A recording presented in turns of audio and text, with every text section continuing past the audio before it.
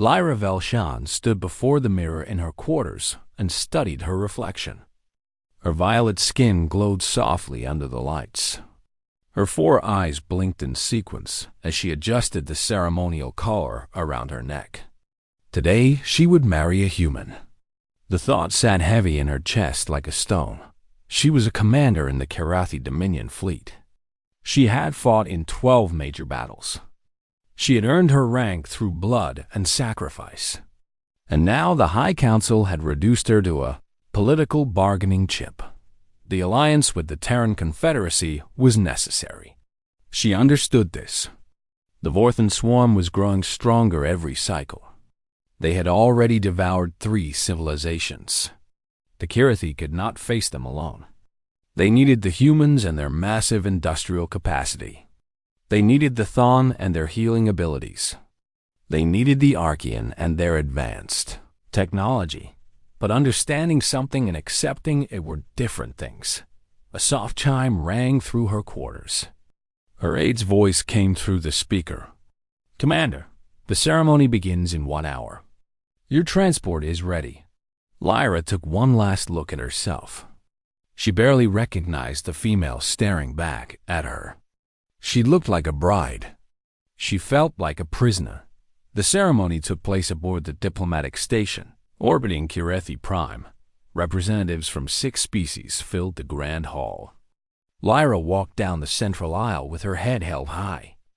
She would not show weakness. She would not show doubt. She was Kirathi, and the Kirathi did not bend. Then she saw him. Daniel. Cross stood at the end of the aisle in his Terran military dress uniform. He was tall for a human, with brown hair cut short and eyes the color of a calm sea. He was not ugly, she admitted to herself, but he was not impressive either. He looked ordinary, plain, forgettable. This was the male she would spend her life with. This unremarkable creature from a young and unremarkable species. Humans had no psionic gifts like her people. They could not regenerate lost limbs like the Thon. They did not possess the technological genius of the Archean. They were soft and fragile and short-lived. They had only discovered faster-than-light travel 2 centuries ago. In the grand scale of galactic civilization, they were infants. And yet here she was, binding herself to one of them. The ceremony was brief and formal. Words were spoken. Documents were signed. When the officier declared them bonded, Daniel leaned forward to kiss her cheek in the human tradition. His lips were warm against her cool skin. He smelled clean, like soap and something faintly sweet. "Thank you for doing this," he whispered so only she could hear. "I know this isn't what you wanted." She pulled back and looked at him with surprise. She had expected resentment from him, perhaps even anger. Political marriages were rarely kind to either party, but there was no bitterness in his eyes, only warmth and something that looked almost like understanding. "It is my duty," she said stiffly. He smiled. It was a gentle smile, soft around the edges. "Duty doesn't mean it's easy. I just want you to know that I'll try to be a good partner. Whatever that means to you." Lyra did not know how to respond, so she said nothing. They were assigned together to the Allied vessel Starfall Horizon. It was a joint command ship, crewed by members of all the Allied species. Lyra took charge of the tactical wing. Daniel managed logistics and supply coordination. They had separate duties that rarely overlapped. In the first months of their marriage, Lyra barely saw him. She woke early and worked late. She buried herself in battle simulations and fleet deployments. When she returned to their shared quarters, Daniel was often already asleep or quietly reading on his datapad. He never complained. He never demanded her attention or her affection. He simply existed alongside her, a quiet presence that she could almost forget was there. Sometimes she would catch him watching her with those calm blue eyes. He would smile and return to whatever he was doing. She did not know what to make of him. He was strange for a human. Most humans she had met were loud and aggressive and eager to prove themselves. They fought for recognition and glory. They pushed and shoved and demanded respect. But Daniel was different. He moved through the ship like water, adapting to every situation without friction. The crew liked him. Even the difficult Archean engineers spoke well of him. "Your husband is efficient," Admiral Torvon of the Thon said to her one day. "He resolved a supply dispute between my people and the Archean delegation in less than an hour." A dispute that had been ongoing for 3 weeks. Lyra nodded but said nothing. She did not want to discuss Daniel with others, but she began to notice things. Small things. The way he remembered the names of every crew member. The way he learned basic phrases in 6 different languages so he could greet people in their native tongue. The way he always had time for anyone who needed help, no matter how busy he was. He was kind, she realized. Genuinely, deeply kind. It was not a quality she had valued before. Kindness did not win battles. Kindness did not destroy enemies. But watching Daniel move through the ship, she began to wonder if perhaps kindness had its own kind of strength. One night she returned to their quarters and found him sitting by the viewport, staring out at the stars. His face was sad in a way she had not seen before. "What troubles you?" she asked before she could stop herself. He looked up at her with surprise. It was the first personal question she had asked him in months. "I received news from home," he said quietly. "My sister had a baby. A little girl. They named her after our mother. That is good news, is it not?" "It is." He smiled, but the sadness remained in his eyes. "I just wish I could be there. Hold her. Tell her stories like my grandfather told me." He shook his head. "But we all make sacrifices for duty. You understand that better than most." Lyra sat down across from him. For a long moment, neither of them spoke. "What was your mother's name?" she asked. "Grace," he said. Her name was Grace. Something shifted between them that night. Nothing dramatic. Nothing obvious. But when Lyra went to sleep, she found herself thinking about the sad-eyed human in the next room. The human who missed his family. The human who was kind to everyone but asked for nothing in return. Perhaps she thought she had judged him too quickly. Perhaps there was more to Daniel Cross than she had allowed herself to see. But before she could explore that thought further, the alarms began to scream. Red lights flooded the corridors. The captain's voice boomed through the ship. The Vorthan had struck. Sentinel Prime had fallen, and nothing would ever be the same again. The command center of the Starfall horizon was chaos. Officers rushed between stations. Screens flickered with terrible images. Voices shouted over each other in a dozen languages. Lyra pushed through the crowd and took her place at the tactical station. Her fingers flew across the controls as she pulled up the latest intelligence. What she saw made her blood run cold. Sentinel Prime was gone. The massive orbital fortress that had guarded the northern border for 3 centuries had fallen in less than 6 hours. The Vorthan had swarmed over it like insects devouring a corpse. There were no survivors. There were never any survivors when the Vorthan came. She scanned the casualty lists with growing dread. Then she found the name she had been searching for. Commander Keth Velshan. Her cousin. A childhood friend. The male who had taught her to fight and to laugh and to never surrender. Dead, like all the others. Lyra gripped the edge of her station until her knuckles turned white. She would not cry. Not here. Not in front of the crew. Later, in the darkness of her quarters, she would mourn. But now she had work to do. The Allied admirals gathered in the strategic conference room within the hour. Lyra stood against the wall with the other senior officers as the leaders debated their response. The holographic display showed the Vorthan swarm spreading across the sector like a cancer. "We must pull back to the Chironis line," Admiral Velthon of the Kirathi said. His voice was heavy with exhaustion. "We cannot hold the outer colonies. We must consolidate our forces and prepare a proper defense." The other admirals nodded in agreement. Even the proud Archean general did not argue. The math was simple. The Vorthen were too many. The Allied forces were too few.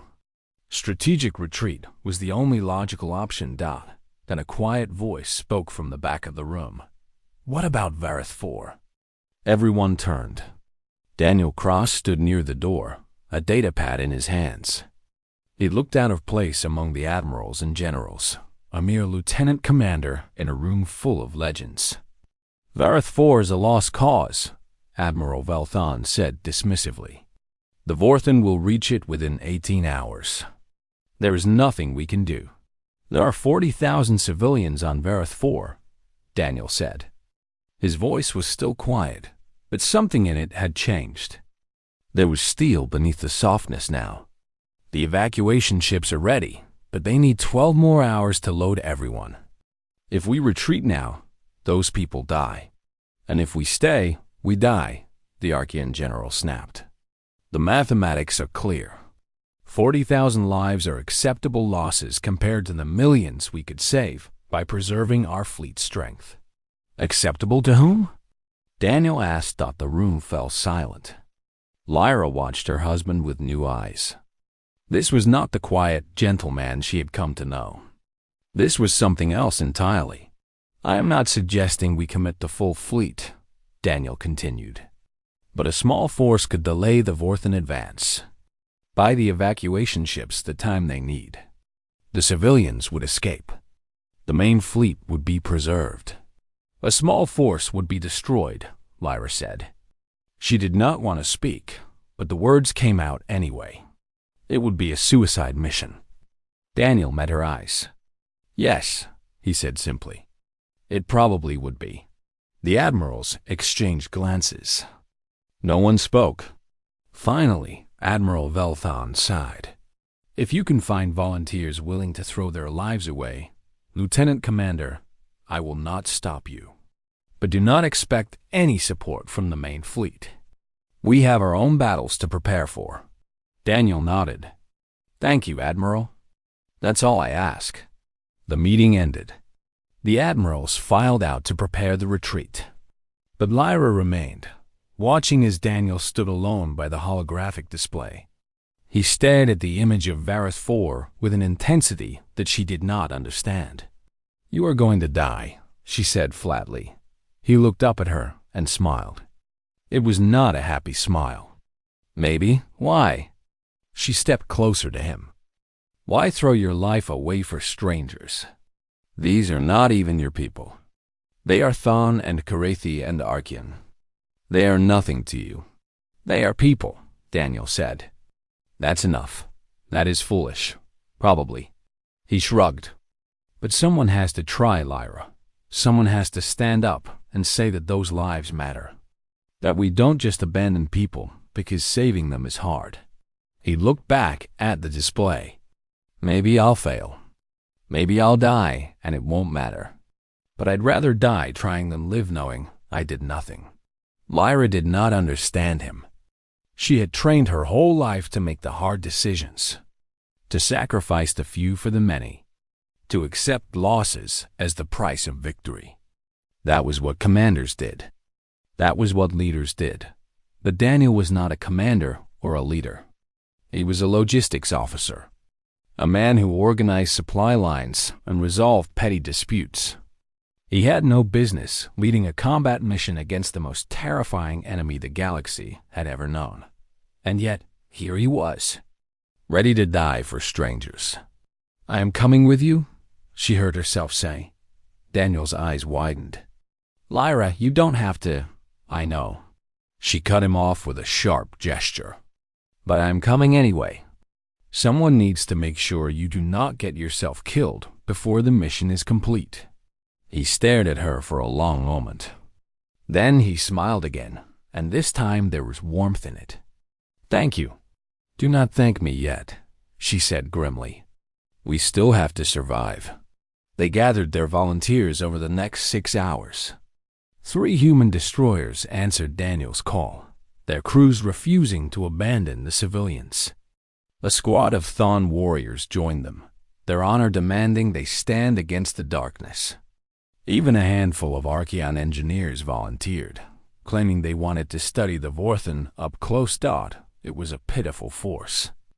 A handful of ships against a swarm of thousands. But it was something. As they prepared to depart, Lyra found Daniel in the shuttle bay, checking equipment with methodical precision. She watched him work for a moment before speaking. "You knew they would come," she said. "The volunteers. You knew they would not let you go alone." He nodded without looking up. "People are better than they think they are. You just have to give them a chance to prove it." "And if they had not come? If you had been alone?" He finally met her eyes. "Then I would have gone alone." Lyra felt something stir in her chest. Something she could not name. This strange, ordinary human was either the bravest person she had ever met or the most foolish. Perhaps both. "You confuse me," she admitted. Daniel laughed softly. "I confuse myself sometimes." The departure alarm sounded. It was time. Lyra took her place beside Daniel on the bridge of the lead destroyer. The stars stretched into lines as they jumped to hyperspace. Ahead of them waited certain death. Behind them, 40,000 people prayed for salvation. Lyra looked at her husband, this man she had married for duty and dismissed as ordinary. He stood at the command console with calm certainty, issuing orders with quiet confidence. She realized she had been wrong about him. Completely and utterly wrong. Daniel Cross was many things, but ordinary was not one of them. The Vorthen swarm filled the view screen like a living wall of darkness. Thousands of bioships moved in terrible harmony, their organic hulls pulsing with sickly light. They looked like nightmares given form. They looked like the end of everything. Lyra stood beside Daniel on the bridge of the destroyer Relentless. Her heart pounded against her ribs. She had faced death before, but never like this. Never against odds so impossible. "Enemy count 4,000 and rising," the sensor officer reported. His voice shook slightly. "They're moving to encircle us." Daniel nodded calmly. "Pull our formation tighter. I want overlapping fields of fire. No gaps." The human captain of the Relentless, a weathered woman named Captain Shaw, relayed the orders. Around them, the tiny Allied fleet shifted into position. 3 human destroyers, 2 Thon frigates, 1 Archean research vessel that had been hastily armed. Against 4,000 Vorthen BIOSH IPS. It was madness. Complete and total madness. "Commander Cross," the communications officer said. "The evacuation ships report they need 10 more hours. They're loading the last refugees now. Then we give them 10 hours, Daniel said. Lyra looked at him with disbelief. 10 hours. They would be lucky to survive 10 minutes. The Vorthen struck. The first wave crashed against their formation like a tidal wave against rocks. Bioships dove at them from every direction, their organic weapons spitting acid and fire. The Allied ships responded with everything they had. Energy beams carved through the darkness. Missiles exploded against chitinous hulls. Point defense systems screamed as they tried to track hundreds of targets at once. Lyra took over the tactical station, her training kicking in automatically. She directed fire with precision, coordinating between ships, exploiting every weakness in the enemy formation. But it was not enough. It would never be enough. "Hull breach on Deck 7, someone shouted. Damage control teams responding. The Thon frigate Valor is down. No survivors. Enemy reinforcements jumping in. Count now at 6,000.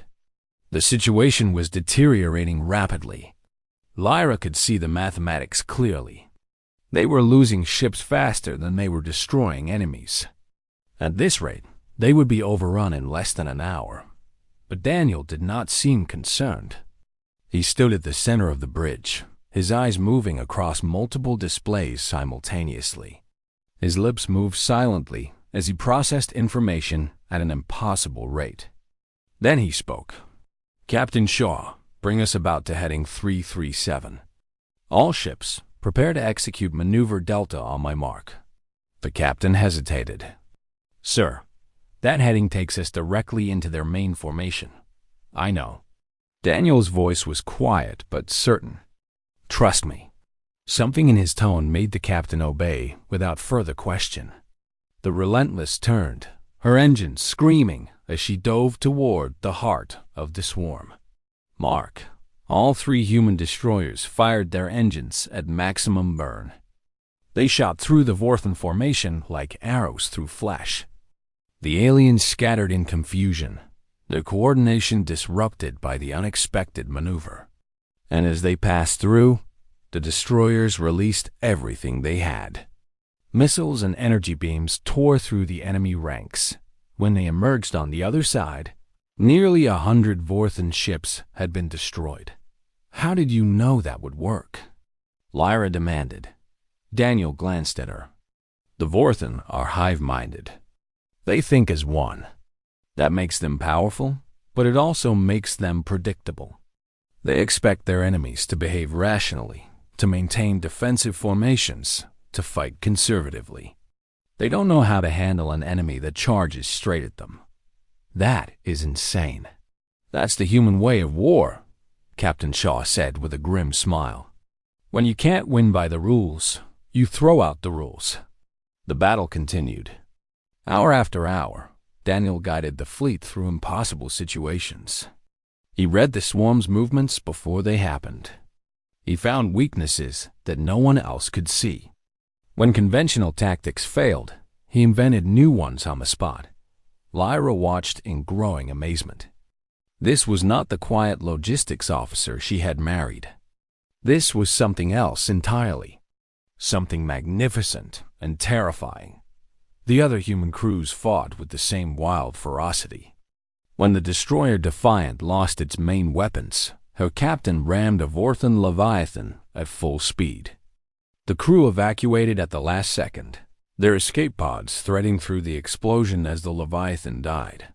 When the Archean research vessel was surrounded, her engineers overloaded their experimental drives, creating an energy pulse that vaporized 200 enemy ships when a swarm of smaller Vorthan creatures boarded the Relentless. The human marines fought them hand-to-hand in the corridors, refusing to give an inch. This was humanity. This was what they were. Not the soft, fragile creatures that Lyra had dismissed, but warriors who refused to accept defeat, who fought with everything they had and more, who would rather die on their feet than surrender on their knees. 8 hours into the battle, the Relentless took a critical hit. Her main reactor was failing. Her weapons were nearly depleted. Half her crew was dead or wounded. And still, the Vorthan kept coming. "Commander Cross," the communications officer said weakly. "The evacuation ships report they're clear. All 40,000 civilians are away." A ragged cheer went up from the survivors on the bridge. But Lyra did not cheer. She was watching Daniel. He had moved to the helm station. His hands flew across the controls with desperate speed. "What are you doing?" she demanded. "The Vorthan Queen ship is 2 kilometers to starboard," he said without looking up. "If we destroy her, the swarm will lose coordination. The remaining evacuation ships will have time to reach the jump point. This ship cannot survive an attack run," Lyra said. Her voice cracked. "The reactor is critical. We have no weapons. We have one weapon left." Daniel finally met her eyes. The ship itself. Lyra's blood turned to ice. "No. Get to the escape pods, Lyra. Take the survivors and go. I will not leave you." "That's an order, Commander." His voice was gentle but firm. Someone has to tell them what happened here. Someone has to remember. "Daniel, please." He reached out and touched her face. His hand was warm against her cheek. "I'm sorry, we didn't have more time." I think I could have loved you, given the chance." Then he turned back to the controls. Captain Shaw appeared at Lyra's side. "Commander, we need to go. Now." Lyra wanted to fight, wanted to scream, wanted to drag Daniel away from the helm and force him to live. But the ship shuddered beneath her feet. Alarms wailed. There was no time. She let Shaw pull her toward the escape pods. As she ran, she looked back one last time. Daniel sat alone at the helm, guiding the dying ship toward its final target. The view screen showed the massive Vorthan Queen ship growing larger and larger. He did not look afraid. He looked peaceful. The escape pod launched. Through the tiny window, Lyra watched the relentless streak toward the Queen ship like a blazing comet. She saw the moment of impact, the explosion that lit up the darkness, the Queen ship tearing apart in fire and light, and she screamed his name, Daniel, Daniel. But there was no answer. There would never be an answer. The man she had married for duty was gone. 3 days passed like years. Lyra sat in the medical bay of the rescue ship, staring at nothing. She had not eaten. She had barely slept. The other survivors moved around her like ghosts, their voices distant and meaningless. Daniel was dead. She kept telling herself this. She needed to accept it. He had flown a crippled ship into the heart of a Vorthan queen and been consumed in fire. No one could survive that. No one, and yet she could not stop hoping that the door opened behind her. She did not turn. She did not care who it was or what they wanted. Commander Velshan.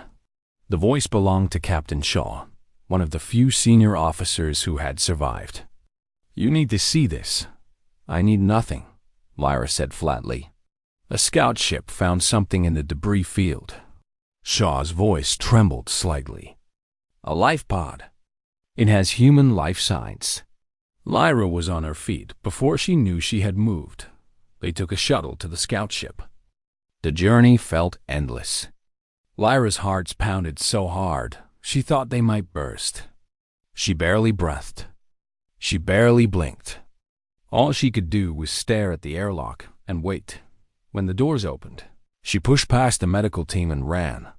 The life pod was small and battered, its hull scorched black by the explosion. Through the tiny window, she could see a figure lying inside. Motionless, broken, but alive. "Daniel," she whispered. The medical team opened the pod. What they found inside made several of them turn away in horror. Daniel Cross was barely recognizable. Burns covered most of his body. His bones were shattered in dozens of places. Half his organs were failing. By every medical standard, he should have been dead long before the scout ship found him, but his heart was still beating. Weak and irregular, but beating. "Get him to the medical bay," Lyra ordered. Her voice was sharp and commanding. Now, the next several hours were a blur of surgery and desperate intervention. The Thon healers worked alongside human doctors, using every technique they knew. 3 times Daniel's heart stopped.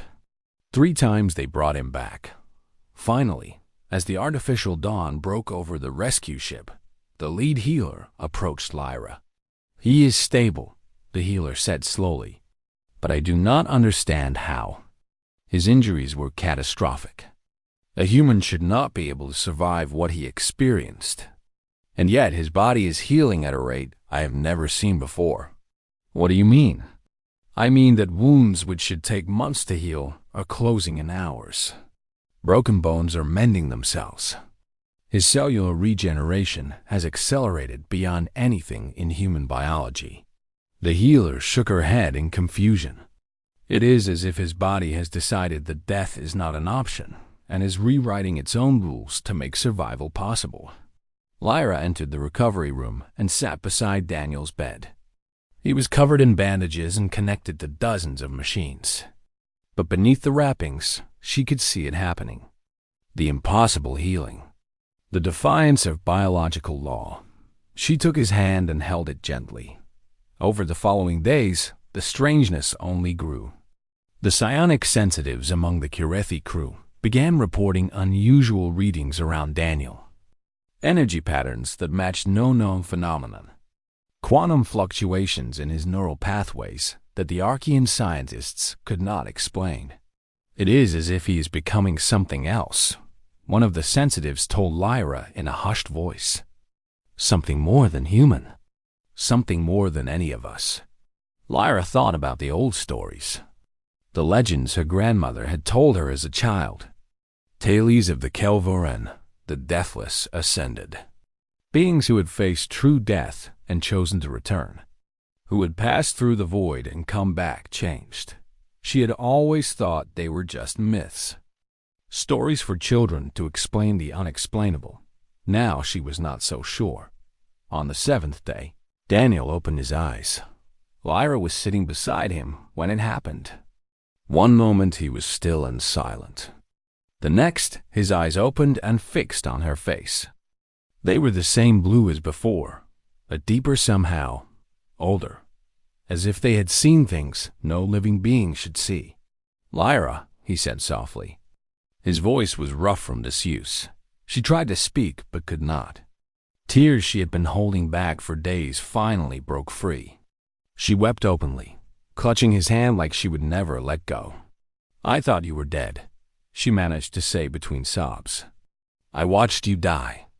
I watched the ship explode. I mourned you. I know." He squeezed her hand weakly. "I'm sorry. How are you alive? How is this possible?" Daniel was quiet for a long moment. His eyes drifted to the viewport, to the stars beyond. "I don't know exactly," he finally said. "When the ship hit the Queen, I should have died instantly. But something happened. Something I can't explain. It was like time stopped. Like I was floating outside my body, watching everything from a distance." He paused, searching for words. "I saw things, Lyra. The whole galaxy spread out before me like a map. I saw the Vorthan swarm, their queen mothers, their plans. I saw how they think, how they coordinate, where they're weak.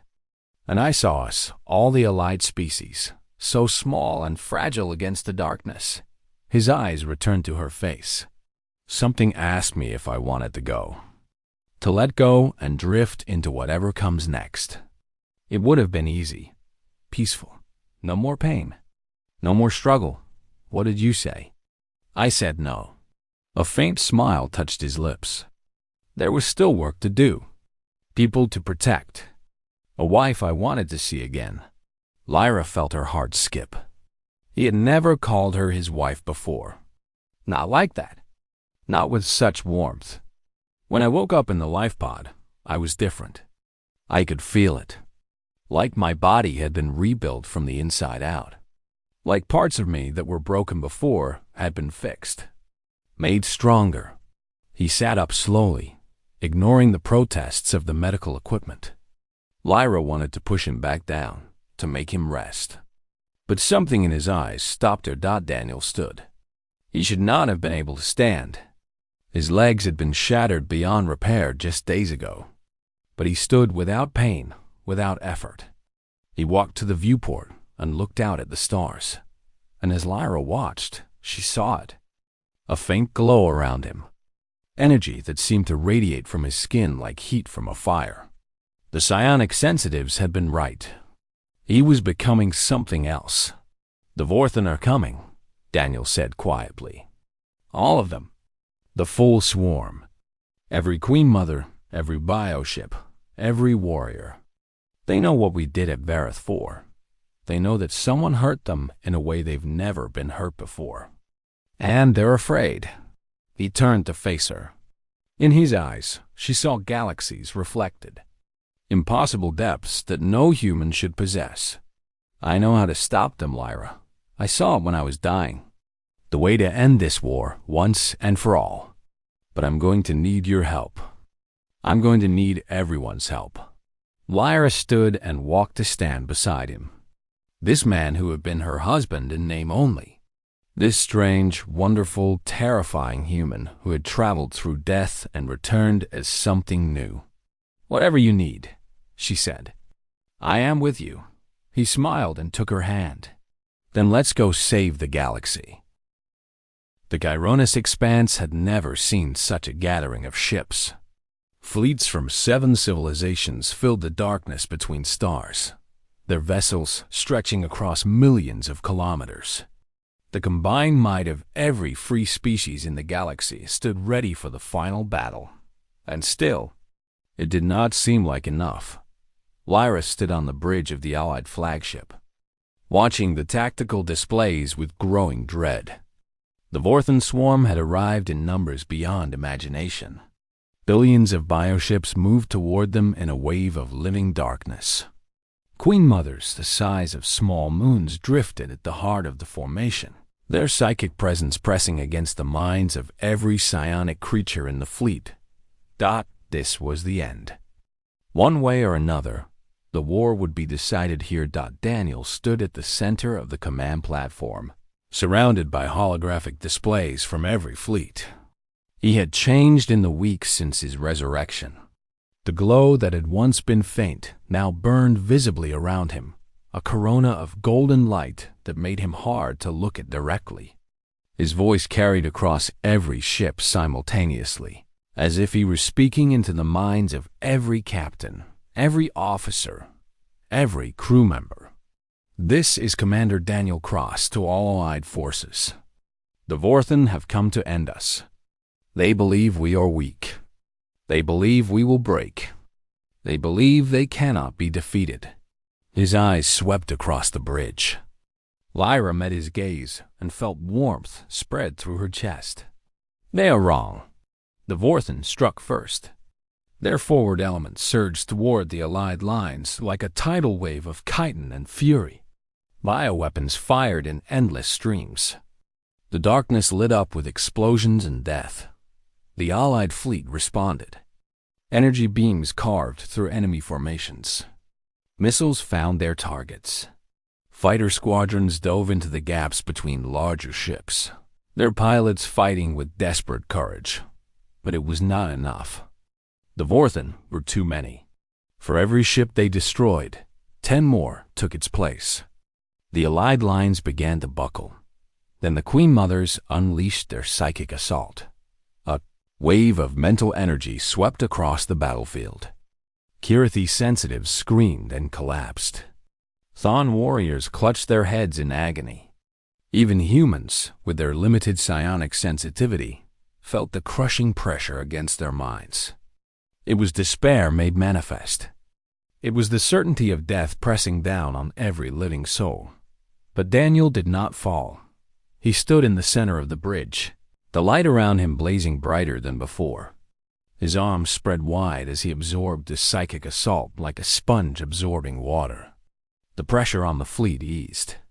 Minds that had been drowning in despair found themselves suddenly free.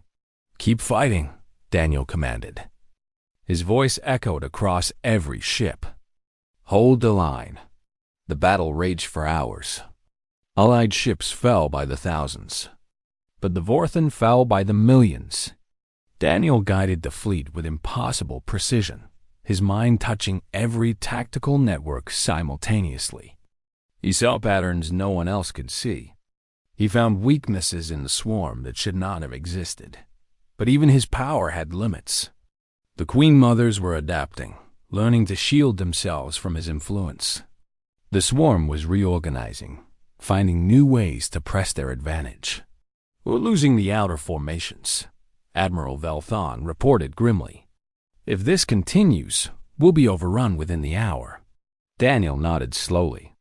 His face was calm, but Lyra could see the exhaustion in his eyes. He had been fighting non-stop for hours, pushing his transformed body beyond all limits. "Then it's time," he said quietly.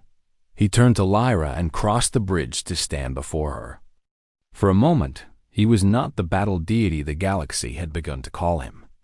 He was just Daniel, the kind and quiet man she had married. "I have to go out there," he said. "Alone? What are you saying?" "The Queen Mothers are the key. They coordinate the entire swarm. If they fall, the Vorthan lose their unity. They become just animals, dangerous, but defeatable. He reached out and touched her face. I can reach them. I can end this. But I can't do it from here. Lyra understood what he was saying. Her blood turned to ice. You mean to go outside? Into space. Without a ship? Without a suit, he corrected gently. Whatever I've become, it's more than human now. I can survive out there. At least long enough to do what needs to be done. And after? He did not answer. He did not need to. Lyra wanted to argue. Wanted to scream. Wanted to lock him in a room and never let him face danger again. But she looked into his eyes and saw the truth. He had known this moment would come since he first woke from death.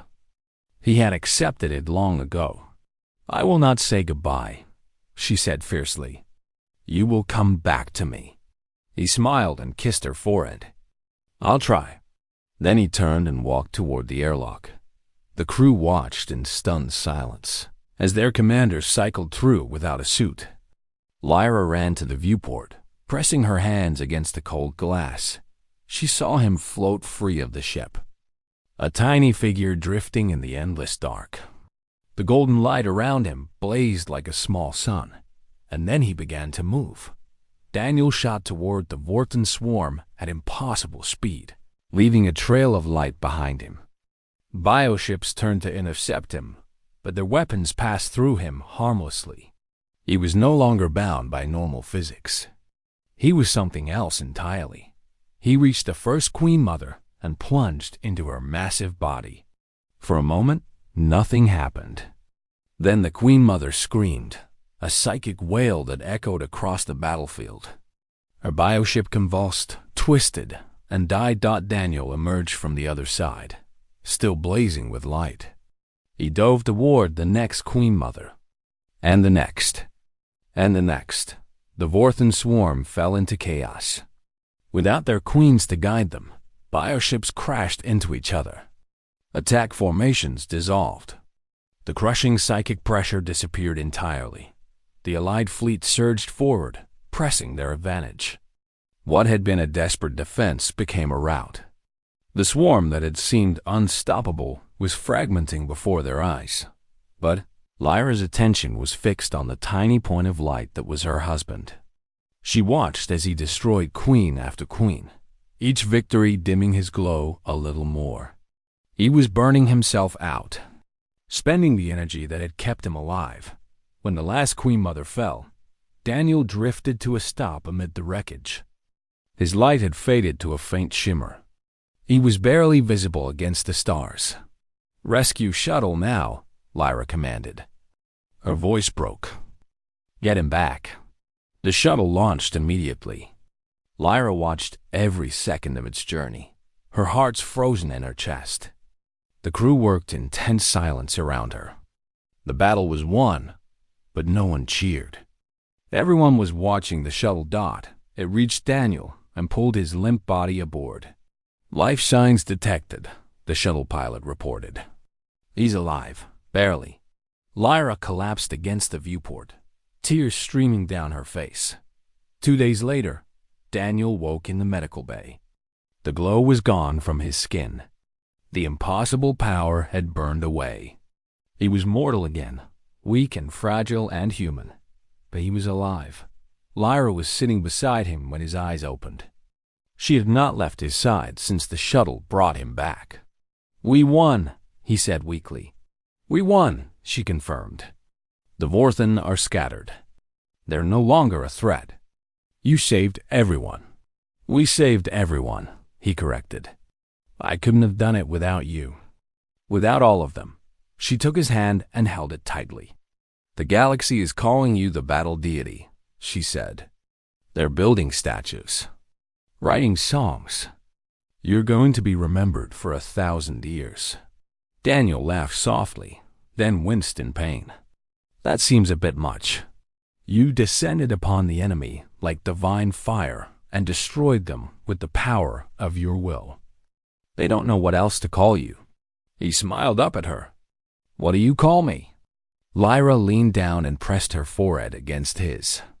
I call you Daniel, she whispered. I call you my husband. I call you the man I love. It was the first time she had said those words. They had married for duty. They had fought together by necessity. But somewhere in the chaos and fire and impossible survival, duty had become something else entirely. I love you too, Daniel said. I think I have for a while. She kissed him then, gentle and tender and full of promise. The war was over. The galaxy was saved. And in a quiet medical bay aboard an Allied flagship, two people who had started as strangers found something worth living for. Not duty. Not politics. Not obligation. Just each other. The universe remembered Daniel Cross as the battle deity, the human who had ascended beyond mortality to save civilization. Songs would be sung about him for generations, but Lyra knew the truth. He was still just Daniel, still kind, still quiet, still the man who made her smile and listened to her troubles and stood beside her through every storm. The universe had seen a god. She saw her husband, and she loved him. Not for what he had become, for who he had always been,